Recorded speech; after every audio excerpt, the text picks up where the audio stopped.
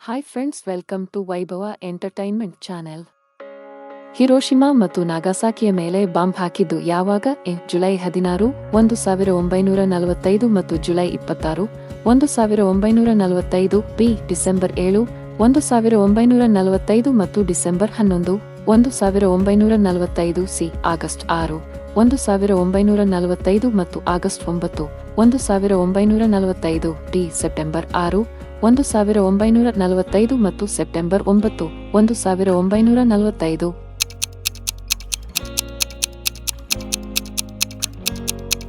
ಸರಿಯಾದ ಉತ್ತರ C. August 6, 1945 ಮತ್ತು ಆಗಸ್ಟ್ 9, 1945. ಆಗಸ್ಟ್ 6, 1945 ರಂದು ವಿಶ್ವ ಸಮರ ಎರ ಅಂತಿಮ ಹಂತದಲ್ಲಿ ಯುನೈಟೆಡ್ ಸ್ಟೇಟ್ಸ್ ಜಪಾನಿನ ಹಿರೋಶಿಮಾ ನಗರದ ಮೇಲೆ ಪರಮಾಣು ಬಾಂಬ್ ಅನ್ನು ಬೀಳಿಸಿತು. ಕೇವಲ 3 ದಿನಗಳ ನಂತರ ಆಗಸ್ಟ್ 9, 1945 ರಂದು ನಾಗಾಸಾಕಿಯ ಮೇಲೆ ಎರಡನೇ ಪರಮಾಣು ಬಾಂಬ್ ಅನ್ನು ಬೀಳಿಸಲಾಯಿತು. ಈ ಬಾಂಬ್ ಸ್ಫೋಟಗಳು ಸಶಸ್ತ್ರ ಸಂಘರ್ಷದಲ್ಲಿ ಪರಮಾಣು ಶಸ್ತ್ರಾಸ್ತ್ರಗಳ ಮೊದಲ ಮತ್ತು ಏಕೈಕ ಬಳಕೆಯನ್ನು ಗುರುತಿಸಿವೆ. ಈ ಬಾಂಬ್ ಸ್ಫೋಟಗಳ ತಕ್ಷಣದ ಮತ್ತು ವಿನಾಶಕಾರಿ ಪರಿಣಾಮವು ಅಪಾರ ಜೀವಹಾನಿಗೆ ಕಾರಣವಾಯಿತು.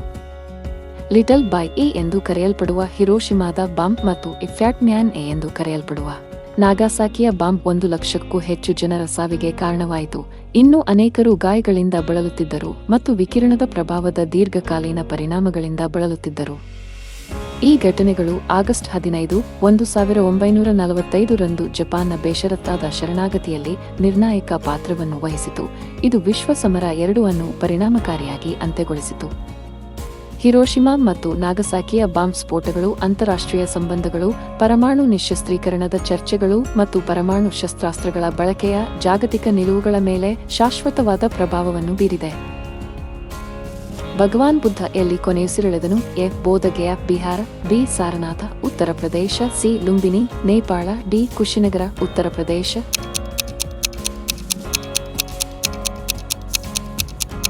ಸರಿಯಾದ ಉತ್ತರ ಡಿ. ಕುಶಿನಗರ, ಉತ್ತರ ಪ್ರದೇಶ.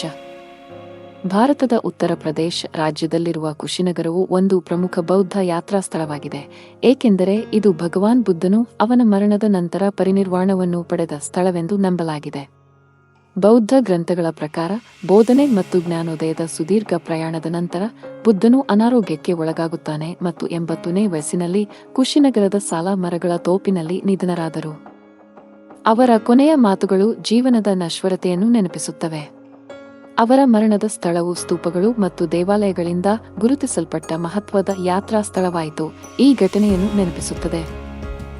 ಇಂದು ಕುಶಿನಗರವನ್ನು ಪ್ರಪಂಚದಾದ್ಯಂತದ ಬೌದ್ಧರು ಪೂಜ್ಯ, ಶಾಂತಿ ಮತ್ತು ಧ್ಯಾನದ ಸ್ಥಳವಾಗಿ ಭೇಟಿ ನೀಡುತ್ತಾರೆ. ಕುಶಿನಗರದಲ್ಲಿರುವ ಮಹಾಪರಿನಿರ್ವಾಣ ದೇವಾಲಯವು ಬುದ್ಧನ ಹೊರಗಿರುವ ಪ್ರತಿಮೆಯನ್ನು ಹೊಂದಿದೆ. ಇದು ಅವನ ಅಂತಿಮ ಕ್ಷಣಗಳನ್ನು ಪ್ರತಿನಿಧಿಸುತ್ತದೆ ಮತ್ತು ಸಂದರ್ಶಕರು ಮತ್ತು ಭಕ್ತರಿಗೆ ಕೇಂದ್ರಬಿಂದುವಾಗಿದೆ.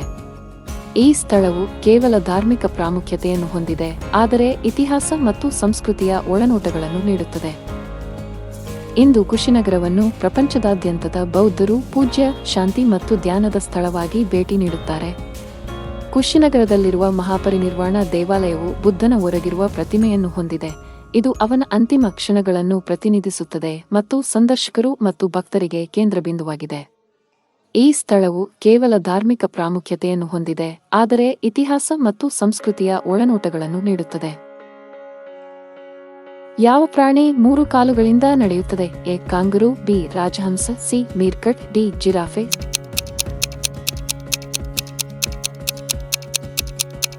ಸರಿಯಾದ ಉತ್ತರ ಸಿ. ಮೀರ್ಕಟ್.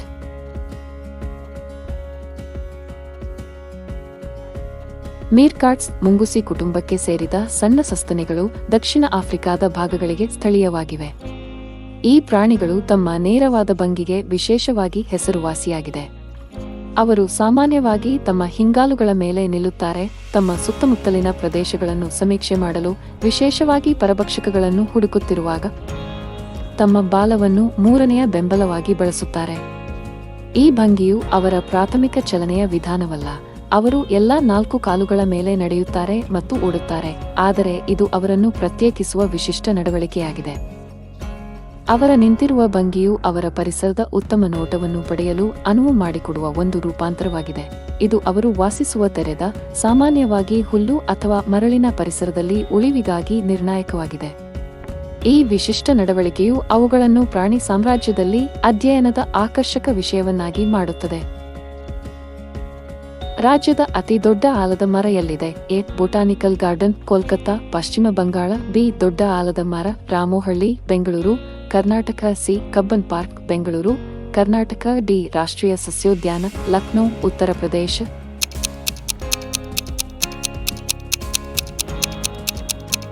ಸರಿಯಾದ ಉತ್ತರ ಬಿ. ದೊಡ್ಡ ಆಲದ ಮರ, ರಾಮೋಹಳ್ಳಿ, ಬೆಂಗಳೂರು, ಕರ್ನಾಟಕ.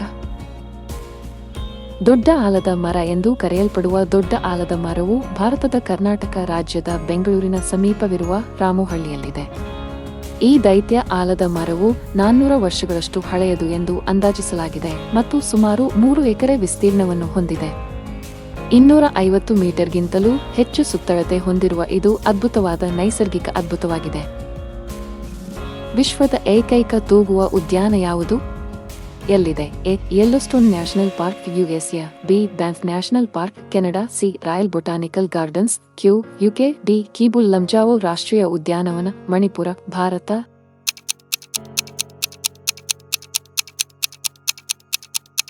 ಸರಿಯಾದ ಉತ್ತರ ಡಿ. ಕೀಬುಲ್ ಲಮ್ಜಾವೋ ರಾಷ್ಟ್ರೀಯ ಉದ್ಯಾನವನ, ಮಣಿಪುರ, ಭಾರತ. ಯಾವ ದೇಶವು ವಿಶ್ವದ ಅತಿ ಉದ್ದದ ಗಡಿಯನ್ನು ಹೊಂದಿದೆ? A. Russia. B. Canada. C. China. D. America.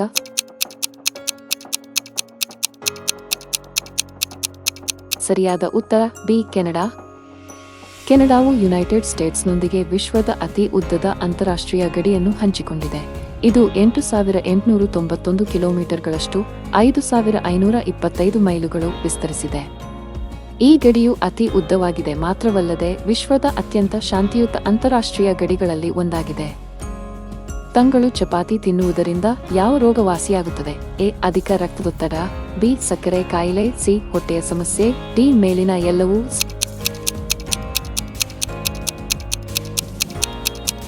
ಸರಿಯಾದ ಉತ್ತರ ಡಿ. ಮೇಲಿನ ಎಲ್ಲವೂ. ಚಪಾತಿಗಳು ಕಬ್ಬಿಣ ಮತ್ತು ಬಿ ಜೀವಸತ್ವಗಳಲ್ಲಿ ಸಮೃದ್ಧವಾಗಿರುವುದರಿಂದ ರಕ್ತಹೀನತೆಯನ್ನು ನಿರ್ವಹಿಸುವಲ್ಲಿ ಪ್ರಯೋಜನಕಾರಿಯಾಗಿದೆ, ವಿಶೇಷವಾಗಿ ಸಮತೋಲಿತ ಆಹಾರದ ಭಾಗವಾಗಿದ್ದಾಗ. ಆದಾಗ್ಯೂ ಅವರು ಯಾವುದೇ ನಿರ್ದಿಷ್ಟ ಕಾಯಿಲೆಗೆ ಚಿಕಿತ್ಸೆ ನೀಡುವುದಿಲ್ಲ.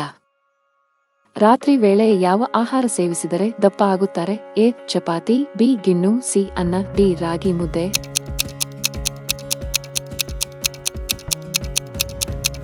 ಸರಿಯಾದ ಉತ್ತರ ಬಿ. ಗಿಣ್ಣು. ಕ್ರಿಕೆಟ್ ಬಾಲ್ ಅನ್ನು ಯಾವ ಪ್ರಾಣಿಯ ಚರ್ಮದಿಂದ ತಯಾರಿಸುತ್ತಾರೆ? ಎ. ಹುಲಿ. ಬಿ. ಮೇಕೆ. ಸಿ. ಕುದುರೆ. ಡಿ. ಹಸು.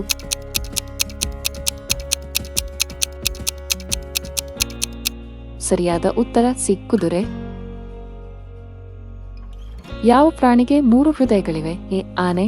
ಬಿ. ಆಕ್ಟೋಪಸ್. ಸಿ. ಕುದುರೆ. ಡಿ. ಸಿಂಹ.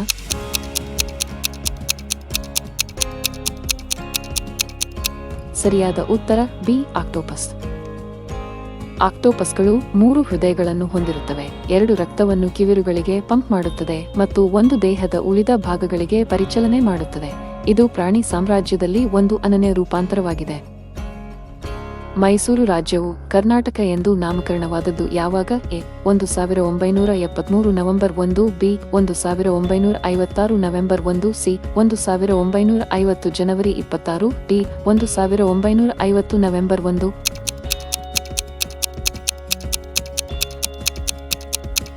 ಸರಿಯಾದ ಉತ್ತರ ಎ. 1973 ನವೆಂಬರ್ 1.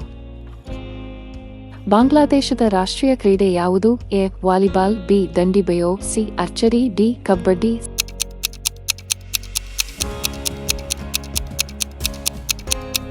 ಸರಿಯಾದ ಉತ್ತರ D. Kabaddi. Thanks for watching video. Please subscribe my channel.